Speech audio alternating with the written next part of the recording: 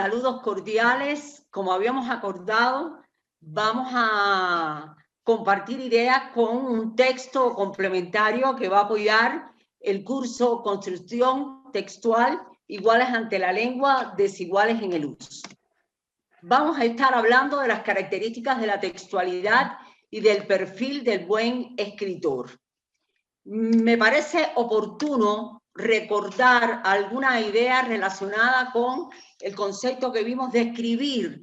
Como ustedes lo ven ahí, es ser capaz de comunicarse de manera coherente. Pero nosotros destacamos que nos íbamos a enfrentar a un proceso complejo porque exige de una serie de acciones de acuerdo con el carácter del discurso para poder lograr la comunicación, ya que la composición del texto, recuerden que insistimos en esta idea, no es lineal. El texto escrito se hace, se rehace, se planifica, se replanifica, se corrige. Entonces, con estas ideas y esperando que ustedes repasen también todo lo que vimos en la clase, vamos a acercarnos a un elemento que es esencial en este curso referido a las características de la textualidad.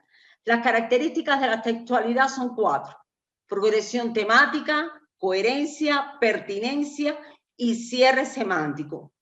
Estas no son las únicas, hay otros autores que amplían estas ideas, pero yo me adscribo a aquellos que detienen la mirada en estas 4 que son esenciales. Vamos primero a la progresión temática. Si ustedes analizan el término, van a tener una idea de a qué se refiere precisamente la progresión temática. Es el avance en el tema, es decir, es una característica fundamental mediante la cual vamos a lograr la permanencia y paralelamente el avance temático. ¿Qué quiere decir esto?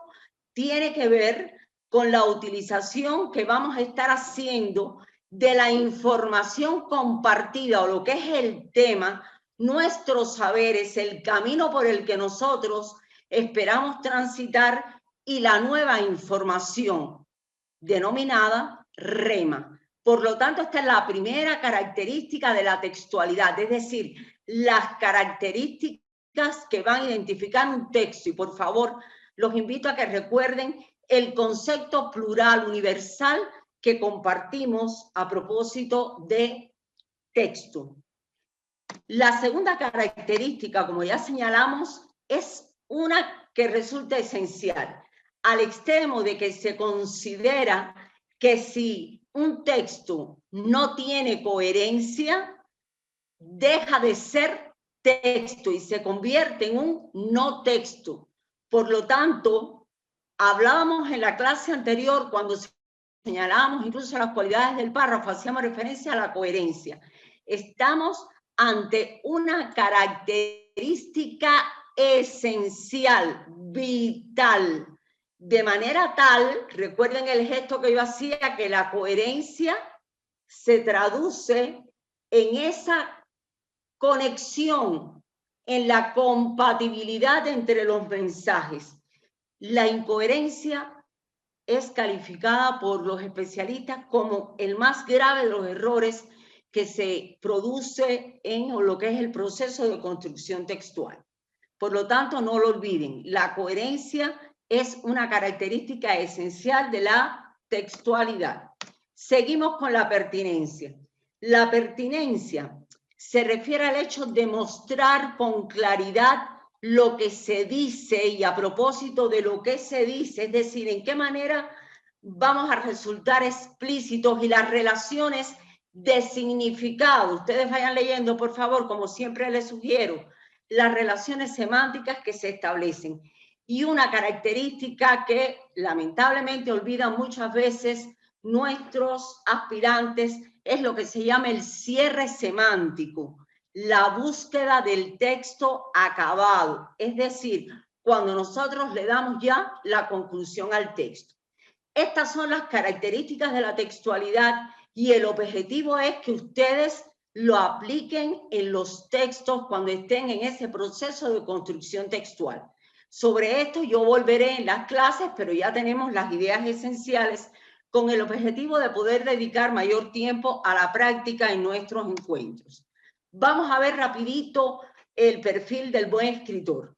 Miren, la lectura es esencial realmente en todo el proceso que estamos trabajando de construcción textual, porque generalmente los escritores, los buenos escritores, son buenos lectores, al igual que es necesario dedicar más tiempo a lo que queremos decir. Tenemos que planificar el texto, tener en nuestra mente un esquema, releer los fragmentos que hemos escrito, es decir, ir rectificando. Como yo les señalaba en la clase, debemos distanciarnos del texto y retomarlo.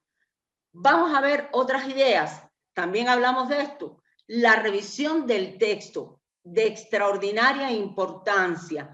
Recuerden que el proceso de escritura es cíclico, es flexible y no nos podemos conformar con una primera versión. Siempre debemos revisar y aplicar también estrategias de apoyo, de manera tal que podamos ir solucionando aquellos errores que vamos encontrando en ese proceso complejo que es la construcción textual.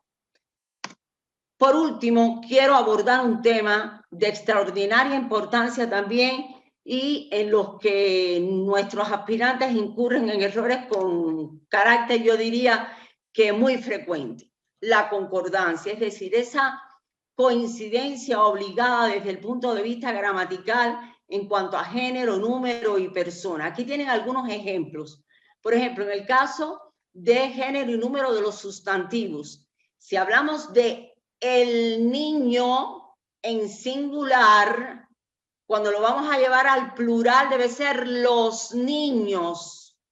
Si decimos la niña, es decir, género femenino, lo llevamos al plural, las niñas. Pero igualmente debe existir la concordancia verbal, es decir, esa coincidencia de número gramatical y generalmente de persona que se va a dar entre sujeto y verbo. Ejemplo, por favor atiendan, el niño canta, los niños cantan. Tenemos que estar muy al tanto de esto, igual que cuando decimos él canta, ellos cantan.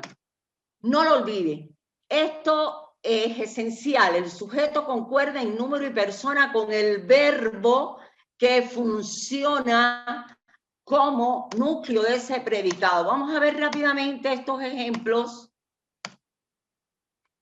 Decimos la habilidad, y ahí tenemos para completar, formar y desarrollar. La habilidad en singular se forma y se desarrolla en la actividad específicamente humana. Bien, los estudiantes de la unidad educativa Montessori, ahí tenemos el verbo tener, tienen dificultades. Está en plural, tienen dificultades en el proceso de comprensión lectora. También vamos a retomar estas ideas en los encuentros porque realmente resulta necesario. Como les digo siempre, para mí es un gusto. Vamos a vernos en otro próximo encuentro. Muchísimas gracias.